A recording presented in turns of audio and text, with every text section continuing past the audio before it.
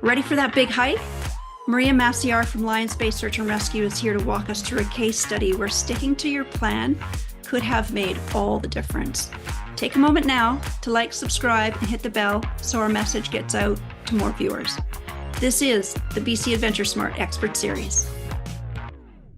The stuff that we're going to cover this evening, I do want to just take a moment to have a preamble. These are real stories. These are real people that we're going to be talking about. They are real lives.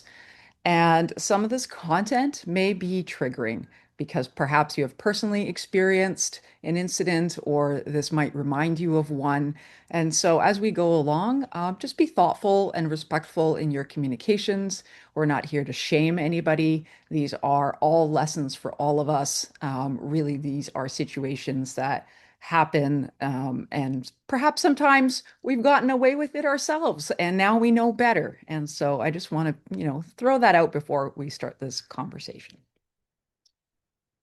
Okay, so the case that we're going to talk about, I'm going to actually paint the picture first and give you the background of what the actual case is. For all of those who don't live in the area, I'll kind of describe the terrain, the scene, and I'm kind of leading with the finish here, but I'm going to take us backwards through what the steps were and how we got to this point.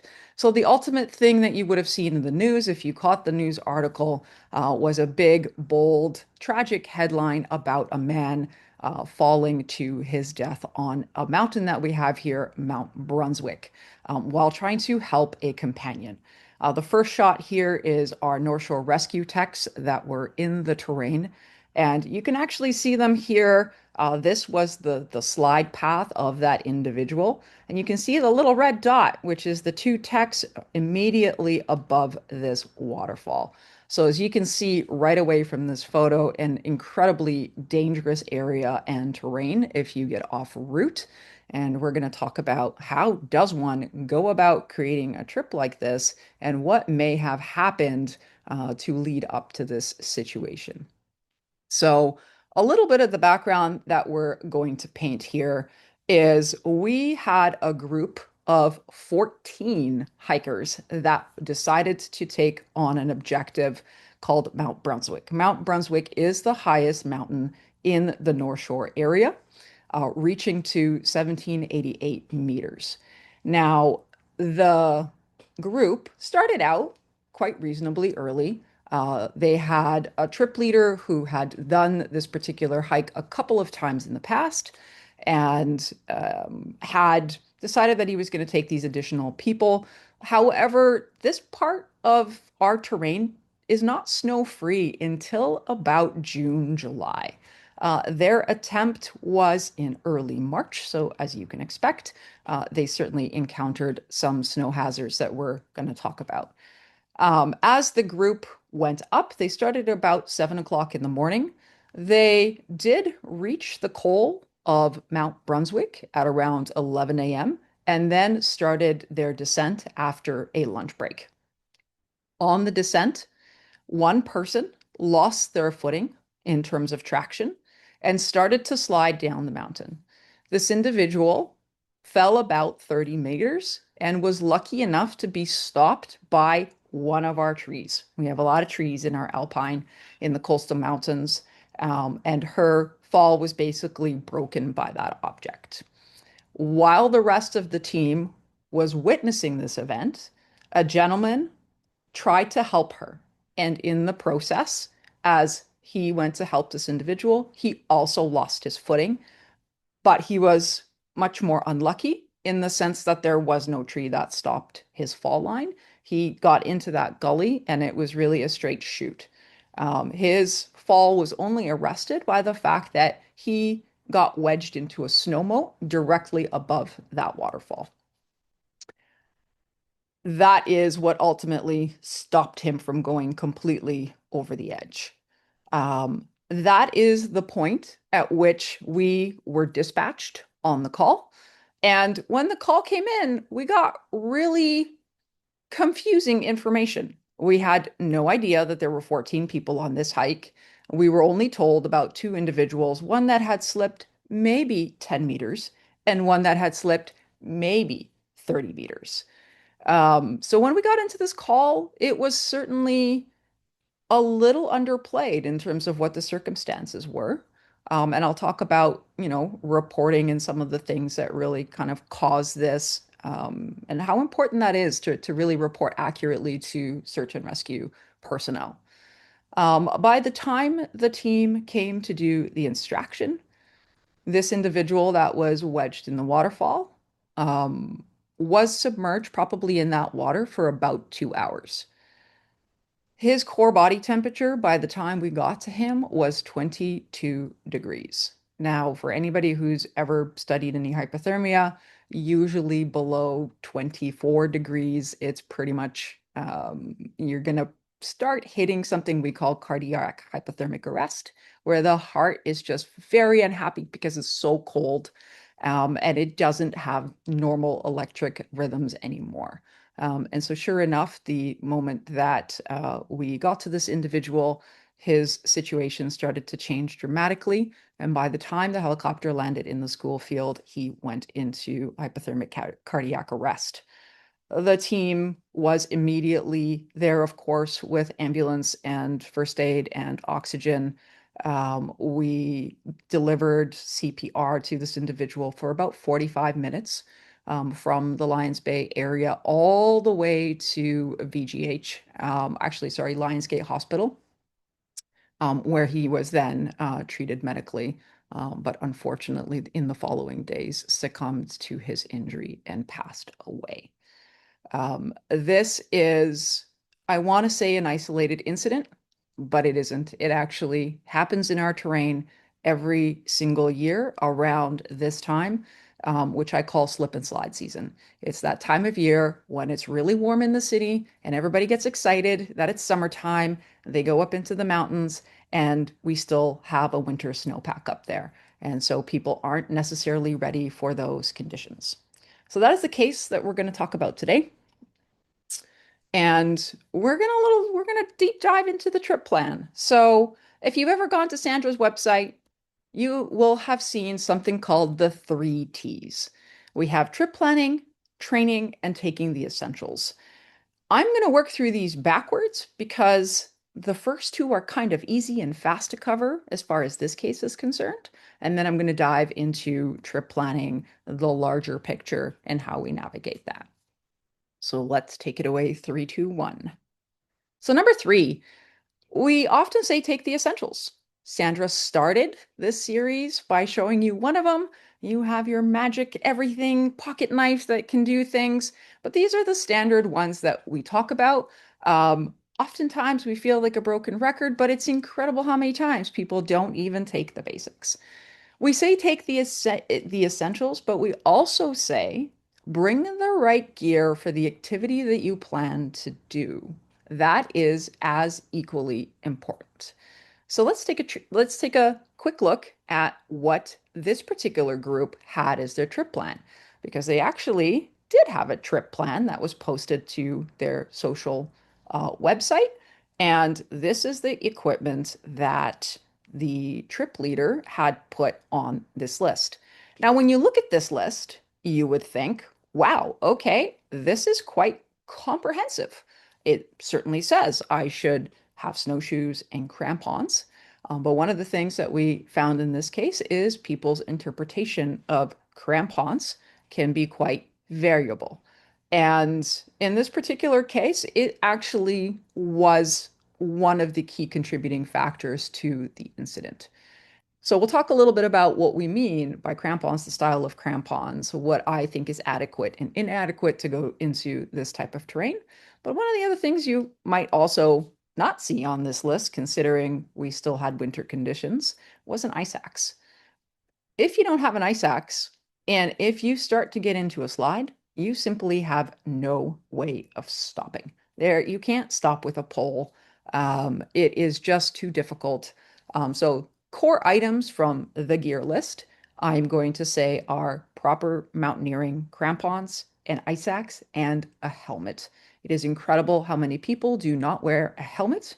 And the greatest cause of injury that we will see in our terrain is often traumatic injury. So that means you're moving at a pace and a speed where you're going to do massive internal damage when you start hitting rocks, cliffs, and trees.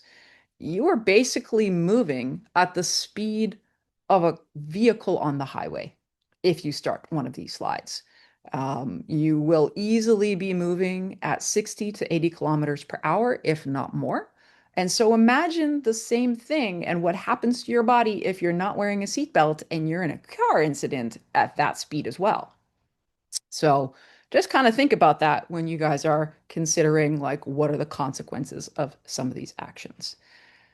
Now, I will say that I have seen many group scenarios where the trip leader will take the group and somebody will be missing a piece of equipment. And I genuinely believe that this is one of the most difficult cases for a group leader because your core responsibility is number one, to check people's gear.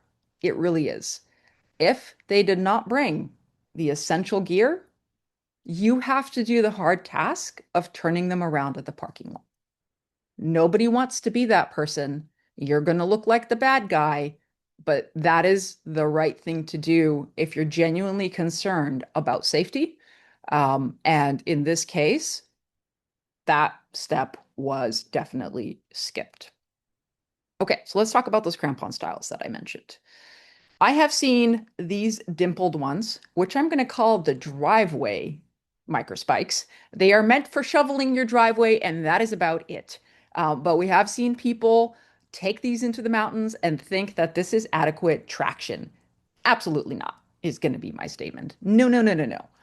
At a minimum, my personal favorite for general all-season stuff is the Catula microspikes, which look like the model in the middle.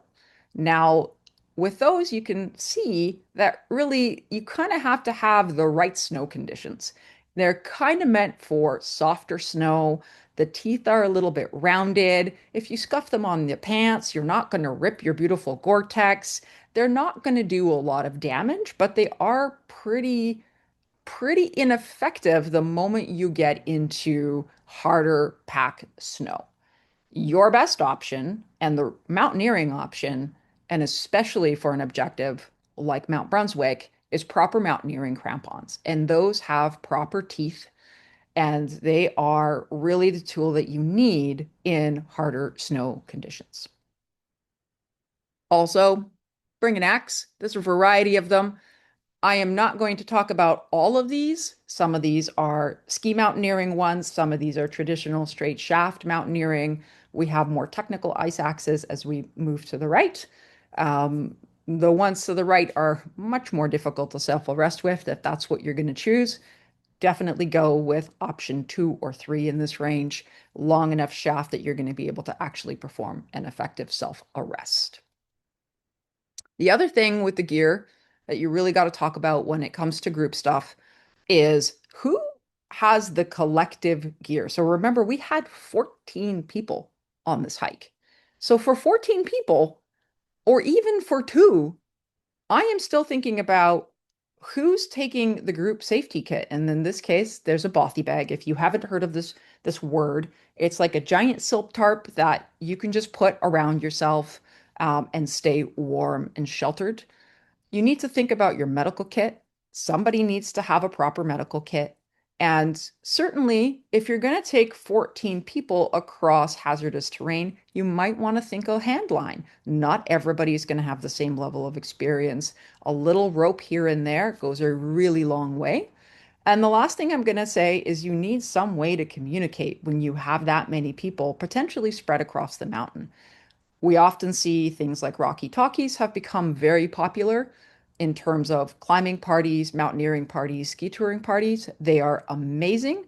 The one thing I will want to share with this group is they are not the same type of radios that we have in search and rescue, which are VHF. So a Rocky Talkie will not magically talk to a VHF radio, but we do also carry sometimes the Rocky Talkies because if you are carrying them and we suspect you might be, we will be flipping through the channels to try to establish comms with you. So that's a little bit about group gear, but certainly very critical to think about what are the extras, not just the 10 essentials that we normally discuss.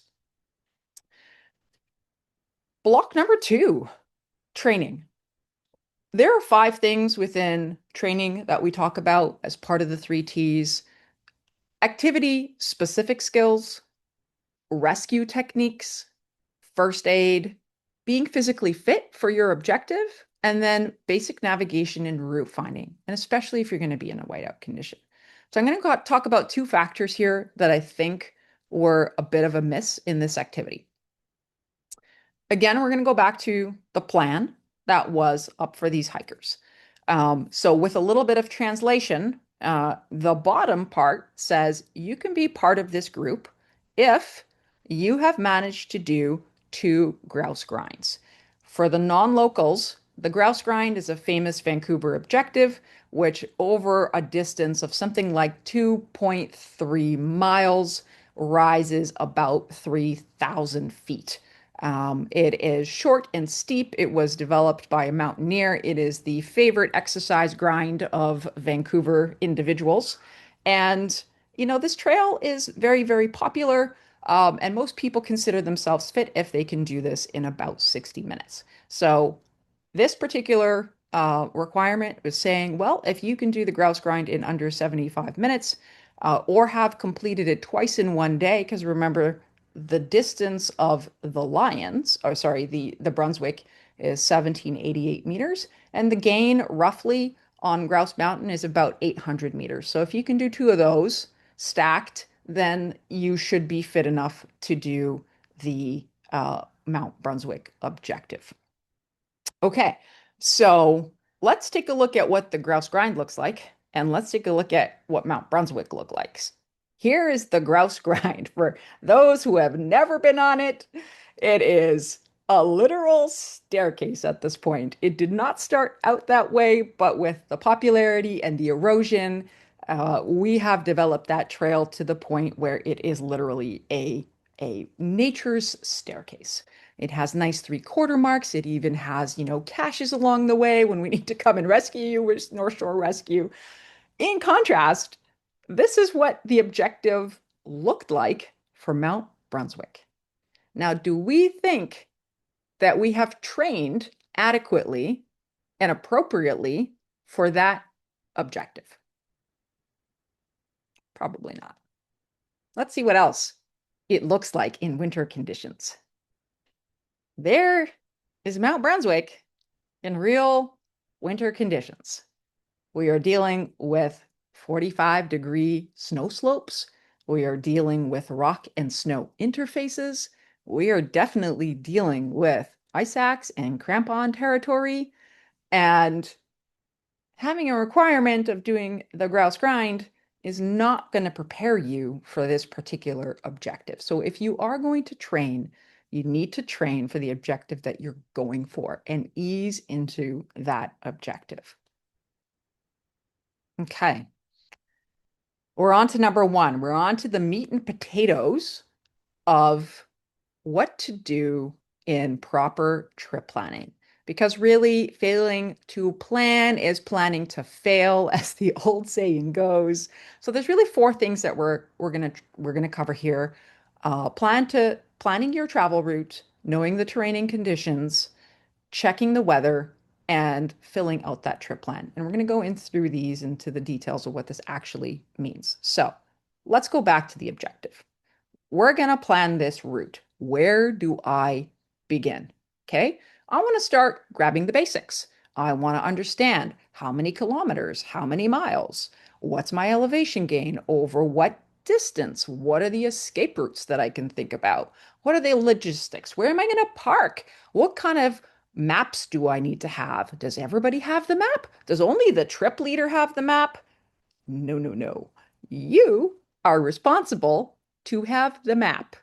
I say this to everyone. If something happens to your trip leader, if their phone falls off a cliff and they are the only person with navigation, what are you going to do? Now you're stuck. We don't want that. So let's take a look at the most popular ones that we have. Certainly, you guys have probably already heard of this. All Trails is often the absolute go-to for current information. People post on there every single day, every single week, and it's a phenomenal resource. We're working with Sandra to install QR codes throughout our region at the trailhead starts so that when people get to the bottom, they can at least get the quick update for what the trail stats are and what the conditions look like. So this right here is our Mount Brunswick objective. So let's unpackage this a little bit. Okay, trip stats. 15 kilometers. Okay, achievable in a day, but definitely getting onto a little more difficult and strenuous because the elevation gain is 1550 meters. We're going from ocean level up to that, 1788-meter mark. One of the Generally, interesting things, Maria, on that last page, if you yeah. flip back to that last page, Hmm. it looks like it's a really gentle slope, doesn't Yeah, how deceptive. In contrast to the previous photos that I showed with the guy in the snow, yeah, it looks like it's so flat here. Definitely deceptive. I do encourage people to get 3D models of their terrain going, because then you can really rotate it and see what it looks like in real life, and not just flat kind of profile looking things. Um, so generally, we say that this trip is 6 to 9.5 hours. The one thing I do find confusing often about all trails is you'll get this crazy time range, and you kind of wonder to yourself, you're like, well, how can it be 3 hours and 10 hours at the same time? It's because of the trail runners. So often these objectives have people who are doing really lightweight ultra running. Those people are going with their shorts and running shoes and a whole lot of nothing else. Those are the people who are putting up the 3 hour time frames. And that tends to skew the statistics of often, what they're doing in that activity if it's not registered correctly with an all trails. So just put logic to the test here. My general rule for traveling in terrain is you're going to be traveling kind of 2 to 3 kilometers per hour on trail and probably 1 kilometer per hour when it gets steep and bushy and miserable, depending on what you're actually doing. Okay, so here again, seasonality matters. This trail is optimal when we are kind of in our time frame right now in July. It is considered hard and strenuous. And certainly at the top, once you come out of that forest, there is significant class 4 exposure, which has drops of 2,000 feet on either side of it. There are no reliable water sources, and cell phone service is quite spotty. So these are the things that you should think about. Do I have service? Do I not have service? Do I need to bring satellite communications? You got to start thinking about all of these nuanced little details. Okay, so logistically, I'm going to start thinking, when is my sun up? How long does it take to drive there? What's my hard turnaround time? Where am I gonna park? Do people know what my car looks like, what my car details are? If I've done a ride share, does somebody know that? Are there bathrooms available in this area? Is there a source of water? What's my sunrise, sunset, so that I at least have a concept of my daylight hours. These are all the logistical transport basics that I would start thinking about when I'm looking at an objective. And what happens when I'm in and outside of those boundaries, perhaps, right? Number two, I really want to start thinking about the terrain and the current conditions. So again, I'm going to go to my trusted sources. I'm going to go look at Facebook reports. I'm going to look at all trail reports. I'm going to look at blogs, all of that information that's going to help me understand what are the current conditions today, this week, who has gone there before, who can help inform some of the things and some of the hazards that I might encounter on this particular trip. So let's go through each and every one of those because this is really where I think the biggest failures come. People don't understand the snow. People don't understand the rock fall. They don't understand the exposure. They're not thinking about sun angles, slope angles. What's that terrain look like in the summer versus the winter? Oh, I'm just going to follow all trails. Well, fun fact, all trails only has the summer route. Most applications, when it comes to winter, have a completely different bypass when it comes to the GPS route, if it's even feasible, because most of the time you're going through significant avalanche terrain. And then I also do a little game that I play with myself at the end, and that's called worst case scenario. This is where I put on my little pessimist hat and I really think to myself, what can possibly kill me on this trail? And I go through that hazard planning of where are my dangers. So let's take a look at Brunswick and do that together. Okay, so here's Brunswick on this time of season. And what happened that night was we had a very strong overnight freeze in the Alpine. We still had lots of snow. The bottom of the trail was snow-free. The mid-mountain looked a little bit like this with consolidated snow. So you can see here, you can still get away with the microspikes business. And then as we're rising into the terrain, we're getting into the Alpine, I start seeing a lot more of these snow rock interfaces.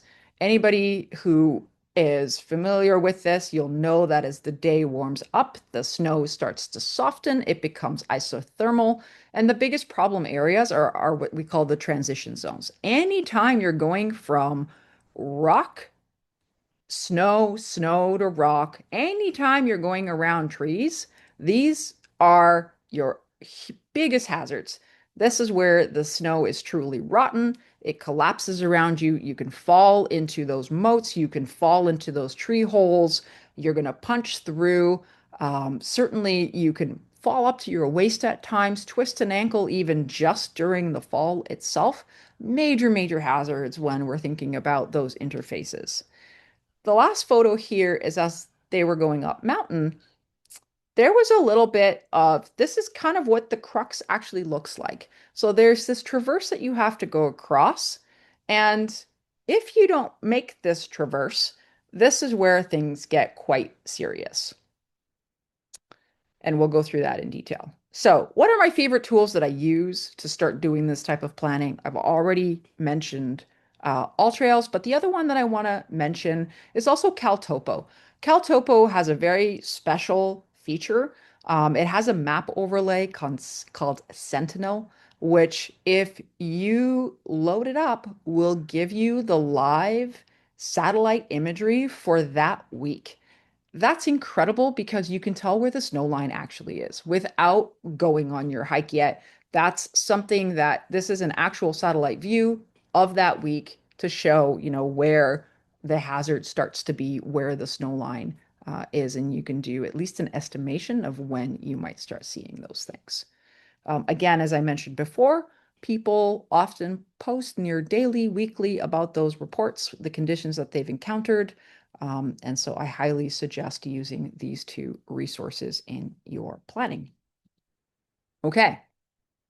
I have lots of tools. I don't just use one tool. I'm going to tell you all of my favorites.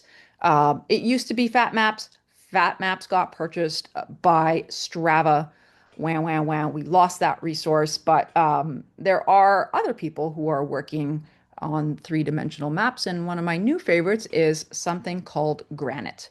Granite allows you to get a 3D profile of your slope angles. So really what I'm asking myself here is as I come up this trail, and the trail is the thing that is highlighted here in purple. Here, the lowest part of this is the forest, and as I'm coming up, I'm going to be coming out of the forest, and I'm going to get into that slope angle. So I really want to ask myself, like, how steep is this? Like, if I fall, what is the consequence, right? And you can see that, here it's fine.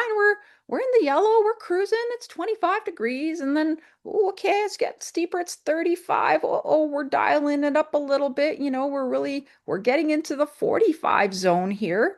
And that's kind of important to know because what's happening? We're getting more tired. We have already hiked 10, 12, 14 kilometers to get here. This is the final kilometer of our push. We are exhausted.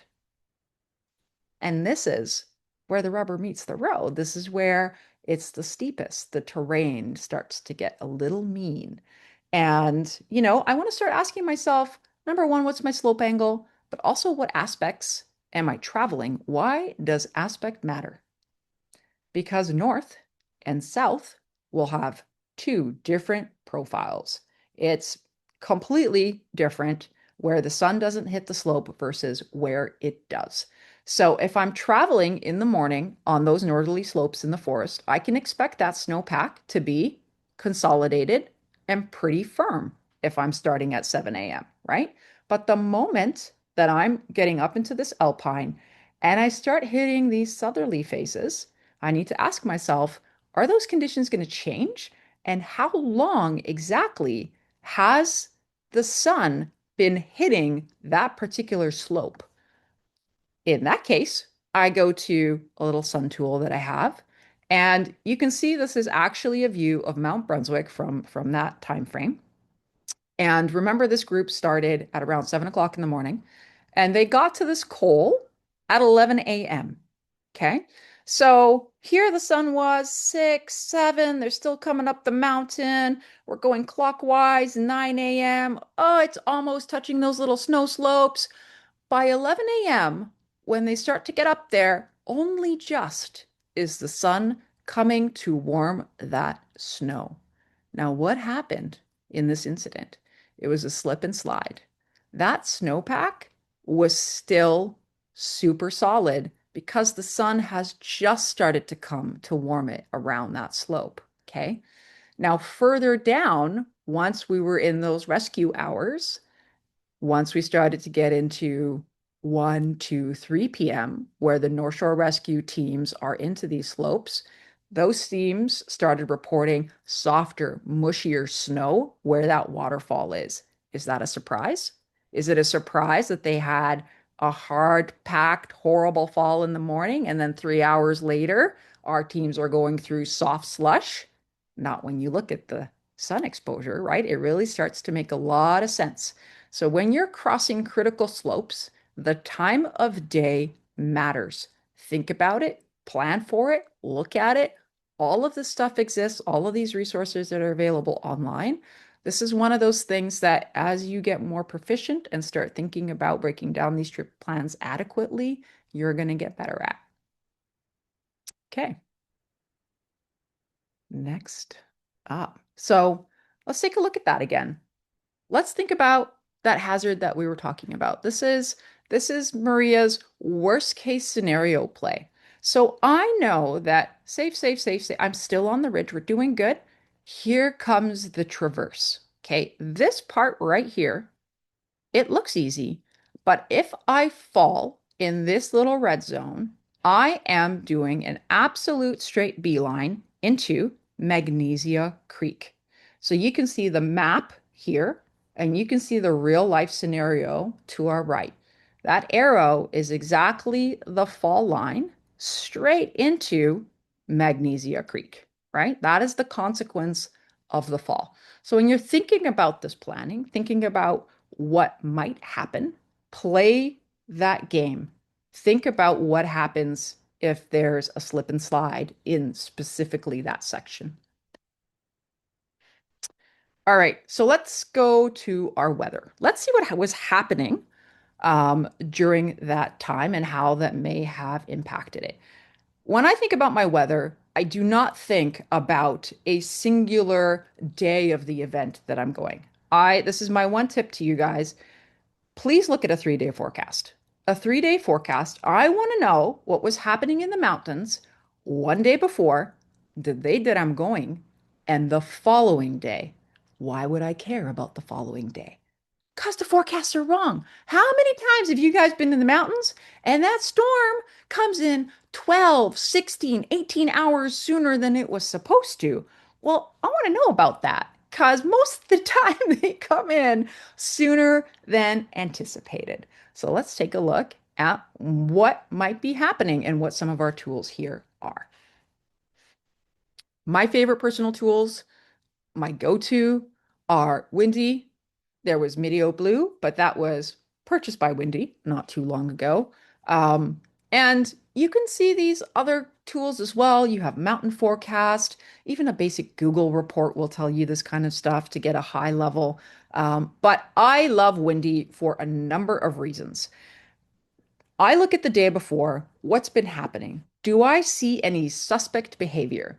Do my weather reports agree? There's multiple models for forecasting.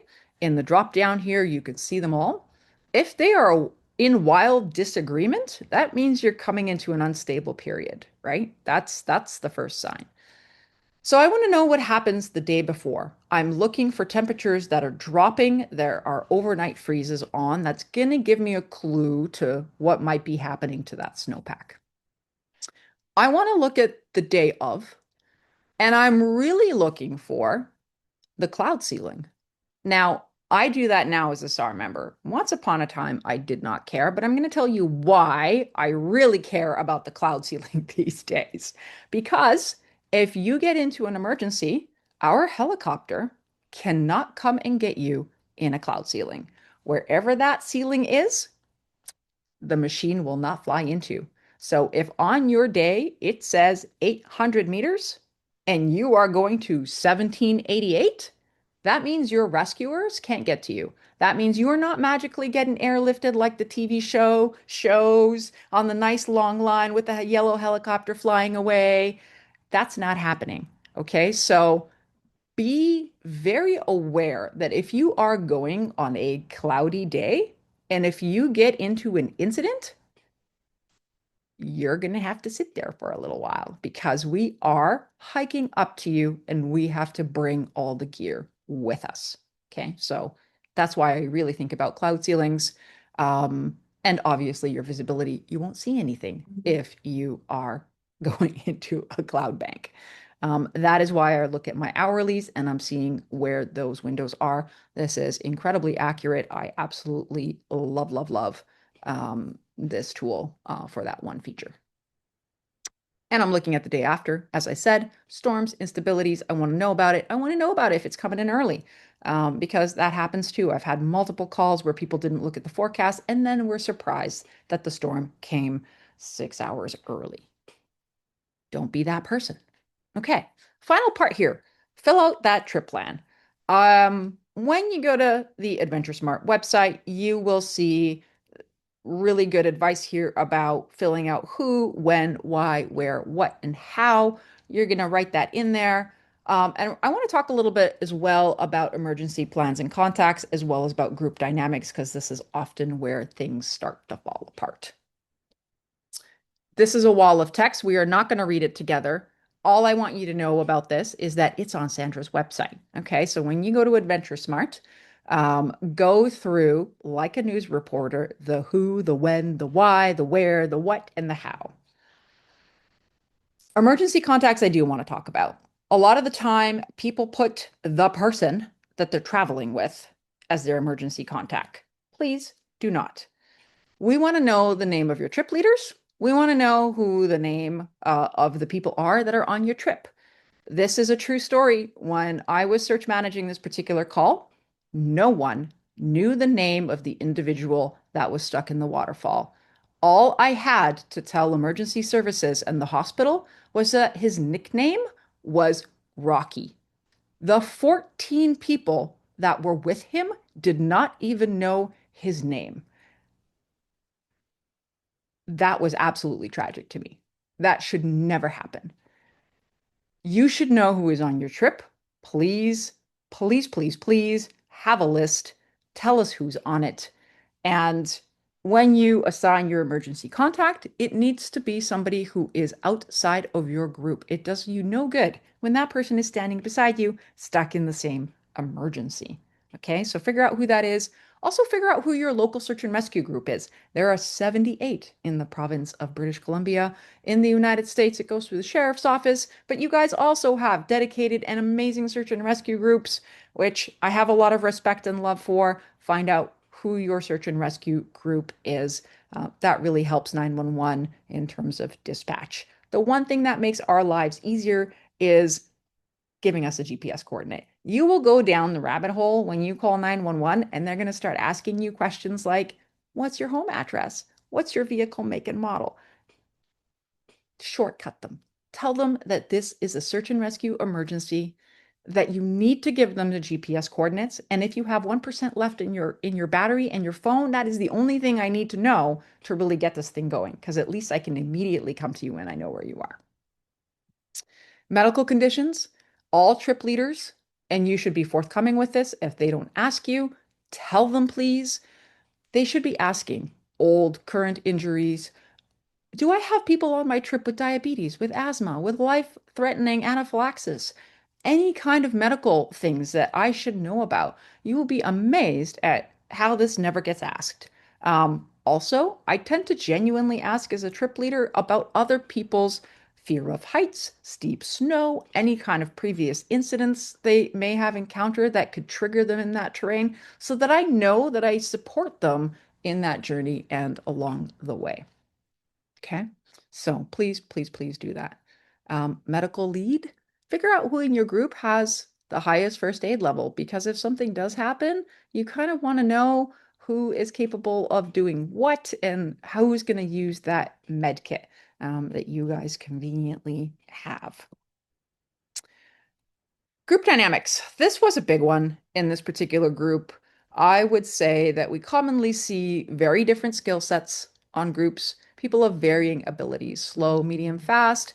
That tends to divvy up the group. People get left behind. The group starts splitting up. Sure enough, in this particular incident, the two people that had the incident were stuck on the mountain. The group leader tried to go to the lower one. The rest of the group fractured. And then I still had 10 people to find on the mountain somewhere that were making their independent ways down the mountain. And I have no context where these 10 people are. So we had to create containment zones with search and rescue to figure out where the rest of these folks were in case the rest of them slipped, fell, got into some kind of incident. It's a nightmare. Certainly, there's this false sense of safety in numbers. It doesn't exist. You really have to be responsible for your own safety. And large groups genuinely break the span of control. This original trip plan was slated for 8 people. The actual number that came was 14. That is nearly double your span of control. What do you think happens as a trip leader when that starts? You can't manage 14 people in technical terrain. That just doesn't work. Um, Again, only the leader knowing the knowledge of the area and the map. It's everyone's responsibility. And then, the group often skips the gear checks. Oh, I'm assuming that Bob has his microspikes. Well, did you check? We also get into the expert halo, where the rest of the group assumes that the trip leader, well, he's been there before a couple of times, therefore all of us are safe. Well, he can't transfer his skills to you. That's not true, right? And just because he was there during the summer doesn't mean that the conditions haven't changed for winter. So that doesn't transfer. There's often peer pressure to continue, especially in large groups. People don't want to, disappoint each other.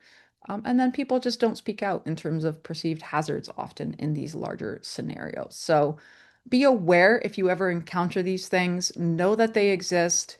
And when you find yourself in these, take a moment, pause, think about what's happening, and just have a kind of a heightened awareness there. Okay, so to wrap up all the things with the 3 T's that didn't quite go right in this trip, trip plan, 8 versus 14 people, span of control. Uh, Overnight freeze, huge contributor to the actual incident. They failed to stop in the emergency. Um, I have one slide. We'll talk about what that actually means. No one could name, the leader, or the leader of the group.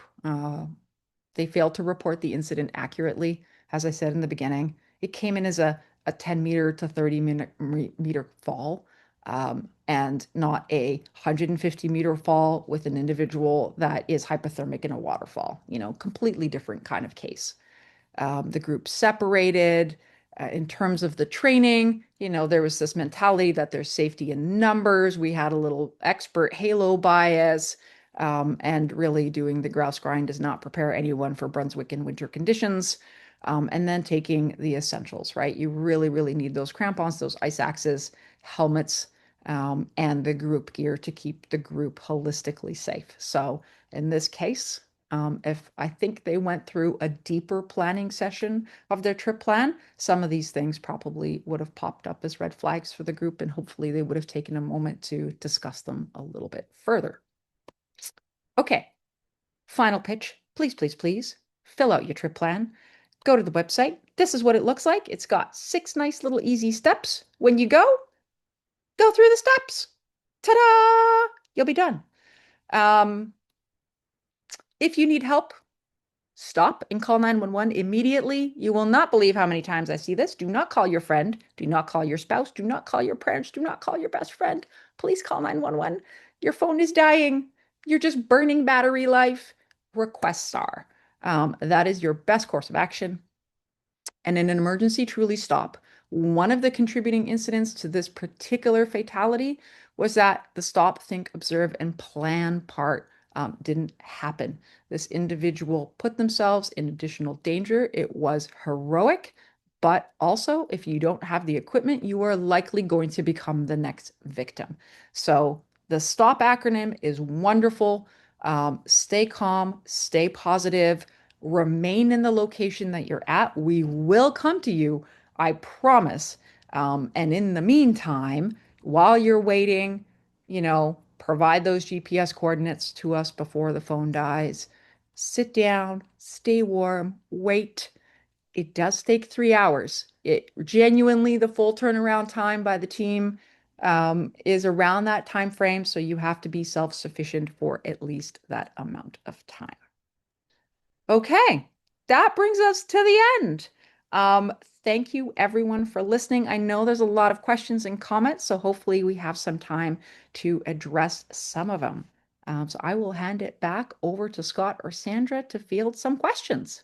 Maria, that was amazing. Thank you. You went into so much detail, hit so many nails on the head. Really, we could jump into so many of them and each one be its own hour. Um, I liked your point of this timeline that you just talked about at the very end. And I just want to make sure that everybody's listening knows that that's a window of 3 hours roughly for the Southwest. Let's just Oh, give a yeah. little bit of a blanket Yeah. there, noting that we're really trying to talk around perspectives in the province. And so if we all go up to about a 30,000 foot level, could be 3 hours in the Southwest for sure. The Maria's the minimum experienced bar. one, minimum bar. And then if we go up to the north, and we did this and shared this in our early webinars this summer, could be 8 or 10 hours Mhm. for them to Absolutely. even get to a trailhead to before they even hit the ground running. So let's just think of that provincial perspective. Excellent presentation, Scott. I'll hand it over to you if you have some questions to read out. Yeah, first I'll actually go right back to you, Sandra. We did mention the STOP acronym. Did you want to let people know what that stood for? Yes, Maria jumped on it a little bit. It was awesome. So stop, think, observe, plan, really critical. And this incident was a very unfortunate one. Many lessons learned. We've had other unfortunate incidents too that have ended in fatalities based on not applying that STOP acronym. We talk a lot about our 3 Ts, a lot about the essentials, a lot about all of these other things. This is just as important as all of that. So accidents, incidents happen. What you do after that incident has happened is critical, like Maria had mentioned. So stop, think, observe, plan, stay put, please. Maria, back on the group dynamics thing. Mhm. From If I show up at a meetup and I've arrived and I find that maybe the uh, trip leader isn't checking people's thing, or they haven't had that discussion. How do I, without appearing to be a stick in the mud, how do I start that conversation at the trailhead? Volunteer to do it for them. You will be seen as so helpful if you can say to them, "Hey, I know you've got a lot on your mind. Could I help you by just checking in with everybody in the group? And I will go ahead and do the quick gear check while you're getting things organized over here." That is a really non-threatening way. You're being immediately helpful. And that's a great way to do it. And then you're not really stepping on toes. You're not making them look back. You're just being supportive, and you can kind of communicate back to them on a one-on-one basis what you find, and then you can make a plan from there how you guys want to address it. Excellent approach. And if I could just add to that, we talk about everything we do here at BC Adventure Smart is to reduce the impacts on search and rescue, right? To reduce the impacts on Scott, Maria, a few of the members here that are joining in the presentation tonight. But we also want to add to the safety culture. And when you talk about those conversations at a trailhead, volunteering to help to create the safer space for everybody, that's adding to the safety culture in British Columbia and throughout wherever you recreate. So to 10 out of 10 for that point. Thanks, Maria. Back to another question. Jordy asks, okay, so where do we get training? So I don't, he didn't ask very specifically, maybe on training on maps. It could be training on terrain, how to arrest yourself when sliding down a hill. What are the places that you would be able to get training? Yeah, I'm happy to answer that. So I'm going to speak locally for the folks that are in the US. I'm sure there's other areas for you as well. But specifically for us, we have some amazing resources. The Alpine Club of Canada is in every province. They also have chapters called the BC Mountaineering Club. The memberships are nominal, they're about $40 per year. And those clubs run courses every single week with folks like myself and other volunteers that take on specialty stuff. Intro to climbing, intro to mountaineering, those courses exist. I highly recommend that when you're beginning, you join one of those clubs. Otherwise, find a mentor, somebody that you know that is a trusted person that can take you out for those first few times to show you the basics. This person should be somebody that has a good sense of risk and models this behavior naturally. Also in the United States, like I said, there's other mountaineering clubs. There's also all kinds of guiding services that provide this kind of stuff. So there are resources out there, and those are the ones that I would say seek out first. If you can't, start small. I mean, I didn't start off with everything in the world. Legitimately, start with bits and pieces, start in your local terrain. Don't tackle Mount Garibaldi as your first objective. Do the first and build up to it. That's really it. You'll learn a lot in just going slowly and progressively. And Sandra, I think you've collected a whole bunch of links to various clubs and such that people can connect to. Where would they find that? If you head over to the British Columbia Search and Rescue Association's website, bcsaro.com, outdoor education, hang out there for a second or two, and you'll see a list of BC AdventureSmart resources. In there, you'll see Adventure Hub. Thank you, Scott. He just put it in the chat for everyone. And there's an excellent list of almost 500 different outdoor recreation listings, from training to apps to podcasts to search and rescue groups to tourism to guiding. The list is lengthy. You can head there and check it out. So Spencer asks a question. Are there elements of a trip plan that even experts might sometimes forget? Do you plan with a checklist? And I think that trip plan app that you showed earlier has a really great checklist. I'm a big fan of it myself. But do you have your own checklist, or do you commit any specific amount of time or process when it comes to planning? Yeah, I have a pre-trip meeting. So before I take anybody out on an adventure, there's kind of a couple housekeeping rules that I do. If we're going for a larger objective, so when I lead a trip up to like Sky Pilot or somewhere else, what we'll do is we'll do a basic hike along the Chief. We're going to do a basic fitness test, like step one.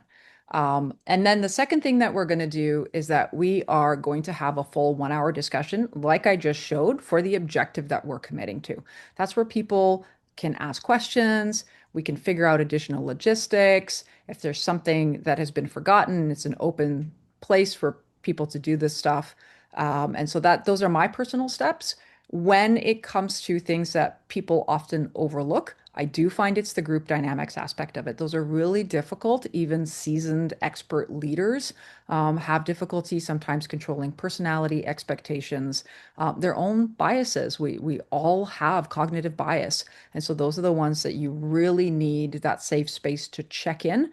And again, back to Sandra's point, normalize, normalize, normalize. If this is the behavior that we model when people are starting off their hiking, climbing careers, they're going to carry that forward. And when they run their own trips, those are the things that they're going to teach others. And so that's what we want to continue to bring forward. Chris asks, I wonder how much you can rely on the leaders and guides of a paid trip. Now, uh, I see. obviously, there's a whole realm of discussion that you can have around liability and legal requirements, Yeah. but it really doesn't matter. You don't want to be in a position where I have to sue them because I broke my leg. Like you really want to get ahead of that, right? So what are the ways that you know how much you can rely on a particular guide to keep you safe so that you don't have to go back down the path of attempting to figure out how you can sue them? That's such a tough one. Okay, not all guides are created equal. We all see the terrible news reports where even guide, even professionals are caught up in, again, expert halo, group pressure, their paid trips. Sometimes they're in terrain. And we've had massive fatalities. The most recent one, of course, are the tragedies, the avalanches that happened in the United States. And, I think there's 14 people that were killed.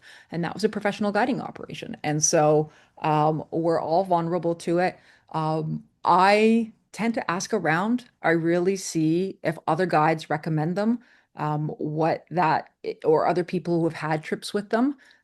References go a long way in my world, and sometimes those will be good first clues. The internet is wonderful for searching out that kind of information. Generally, if people are bad, you're probably going to find some kind of social media post around it. And so I would just do a little digging and see what the reviews are of those instructors. But I will say, even if you have a guide, it's not 100% guarantee. The mountains are always dangerous, and you really do have to take your own safety in your hands, even when you're in a guided operation. We've had these conversations, haven't we, Scott, about this, about what Maria's talking about, in the sense that if you're on a guided trip, doing whatever, wherever, with whoever, we've had some guests in the past that really encouraged, Maria, you did too, is to, as the one being led, as the group paying the guide, you have every right to speak up and Mhm. say, I don't feel right about this, or can you explain that further? Or I'm not sure about, have a conversation. We talked about the trailhead conversations, and volunteering to help get ready to go Yeah. on a guided trip. You have that space and that opportunity and that responsibility to actually ask a fellow person on the trek, ask your guide, say, Mhm. can we just stop and all chat about this? Maybe I need some clarification. And maybe there'll be someone else thinking the same thing, but just to be a little bit more comfortable in that space. And again, that goes back to that safety culture piece. And And you I are will, paying them, right? So ultimately, you want to get something out of it. You have questions, ask. and I would say that would be your first red flag. If that guide is, if the answer is dismissive, if Mm. the answer is like, oh, don't worry your pretty little head about that, that's your first red flag. If you get that kind of response, your life is not worth it, walk away. Get in your car, go home, and just be like, maybe this trip is not for me today. Nobody's life is worth a $500 a day guiding fee. It's not, right? And I know we have this escalation of commitment. Again, one of our cognitive biases, sunk cost fallacy. Oh my God, I've paid $500 for this service. What am I going to do if I lose this money? Well, your life's not worth it. If it's not feeling right, walk away.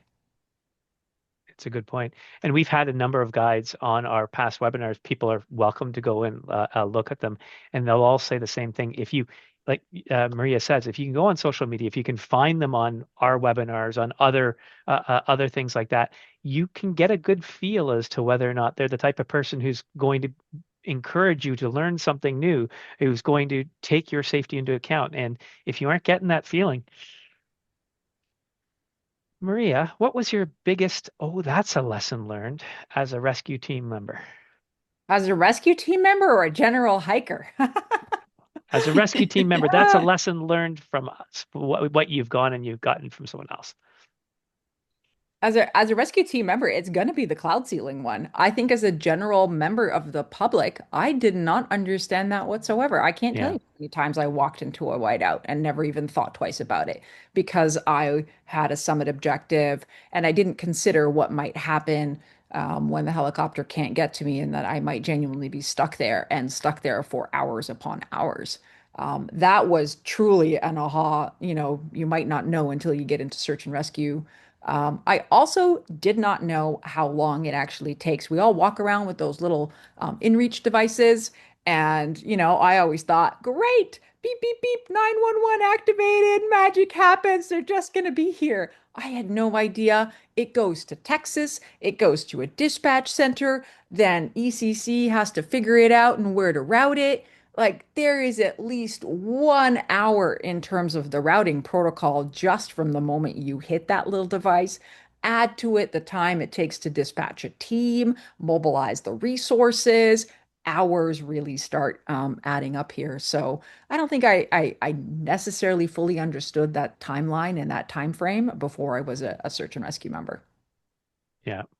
And then absolutely, in the we always say at least assume that you're staying overnight. Yeah. And people get angry. They're like, how come they're not here yet? It's like, well, we're all volunteers and we're pulled away from our regular day jobs, our families, wherever we are in Yeah. our day and lives in that moment. And, I could be anywhere. I could be like on a mountaintop and then I got to get down from where I am to come and help you. So, and plus all of the other members that are responding. So it does take time. We're not just sitting at home twiddling our fingers. Anything Just but. waiting for your call. We're just Uh, waiting. We're just waiting for you to call. Yeah. Yeah. Sandra, speaking of calls, I think it's the time to call this one. We need to give a few things away. People need to get into the chat. Here's what we're going to get you to do. Go into the chat right now, not the Q&A, and type in your email address, but do not press enter. Do not send it. Do not send your email address. Wait, because Sandra's going to ask you a question, and then you're going to put the answer beside your email address. Okay. And they're going to say two questions, so you'll have to do that twice. And if you have the right answer and you're at the first of the line, we'll get in contact with you after the fact when I go and I look at the log, because usually a bazillion come in at the same time and I can't see which one goes first. So, Sandra, questions. Thank you. The first question is, you will win. Let's tell you what you're going to win. You're going to win the Helly Hansen backpack. It's a 30-liter transistor backpack, and you have a Helly Nice. Hansen beanie, which is awesome. Toque, beanie, take your pick. A Helly Hansen trail running cap as well. So that's a full package. That's all yours if you can answer this question correctly. So you're all queued up. The question is, who is responsible to carry a map? Apparently, everyone thinks it's you, Sandra. That means I get to go on a hike with everyone. I'm in. I'm in. That's okay with me. That's all right. That's all right. That's So good. you is the correct answer, I believe. Is that correct, Maria? Everyone is responsible Yeah. too, and Yeah. everyone in the group. Yes, everyone should Yes. copy. You did, though, mention, sometimes we have that false sense of security if it's access to terrain, to the trail, to the snow, whatever, to a group, to a leader. And we kind of default, right? Sometimes we have that false sense, oh, Maria's got it, we're fine, She's right? got it. Yep. So, yeah, not the case. We all are responsible for ourselves. Okay, second question. This time we have three people who are going to win. So the first three people with the right answer will win the Granite app 1 year subscription, which is awesome. Maria mentioned it in her presentation as well. This question I really loved because I love that you shared the scenario for one. There were so many lessons learned, and this was a really critical piece because you talked a lot about slip and slides, which is super. My question is, what really matters when you're crossing critical slopes?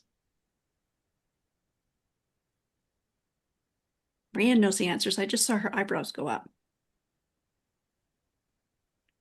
Ooh, I've Biting. got there's a big range of answers coming back.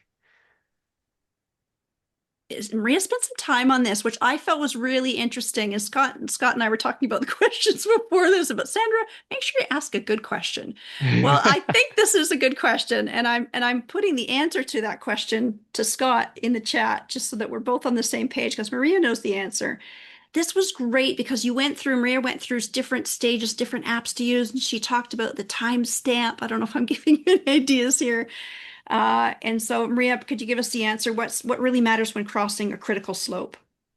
I think somebody got it in there. You're looking at your slope angles, your sun angles, and certainly your conditions at the time. So we want to be looking at slope, angle, where's my sun hitting, and what time of day am I actually crossing that slope for that Ye- stability. Exactly, because you shared. So the answer is time of day, in and around there, time of day sun exposure, because you talked about how those conditions were different for NSR when they got to Mhm. the area versus when the group was going through there earlier. I Mm. love that section. I loved your cloud cover ceiling example. That was a big learning piece for a lot of people tonight. And I think that time of day is a biggie in carrying a map. I picked those questions for a few reasons. Maria, that was awesome. how about everyone goes to the reactions and gives a big heart if you would like Maria to go on your next hike with you and help you plan it and sit around with beer and nachos and organize it and then debrief it, go on a little pre-hike. Yeah, I'm in with that too. Um, Appreciate your time. I know you're a busy woman. We appreciate what you do for search and rescue, for your community, for the province, for training others, and being an excellent example for women everywhere who want to get involved in this field. It's a big one. There's lots of spaces for us. So thank you very, very much. Scott, I appreciate your time. It's been a pleasure as always. Hey, everybody, we have one more webinar in our summer series, and it's coming up on July 20th. This will be an awesome one. I'm sure Search and Rescue will join us, but if anyone out there wants to know how we at BC Adventure Smart create outdoor education, it all starts back with data, with search and rescue statistics. So we're going to talk about what it's like behind the numbers. So we have our data administrator, Kyle. He works here at the BC Search and Rescue Association, coming on as our last expert guest this summer. Again, that's July 20th, same time, same everything. You know where to get us if you've joined us tonight. Wonderful. We appreciate it. And on behalf of the 3,250 search and rescue volunteers in British Columbia, who in 2025 responded to 1,940 tasks, we all thank you for getting informed, planning ahead, listening to Maria tonight to learn more, and applying these best practices. Reach out if you have any questions. Take care, everybody. Good night. Thank you Good so much evening, for everyone. having us. Bye.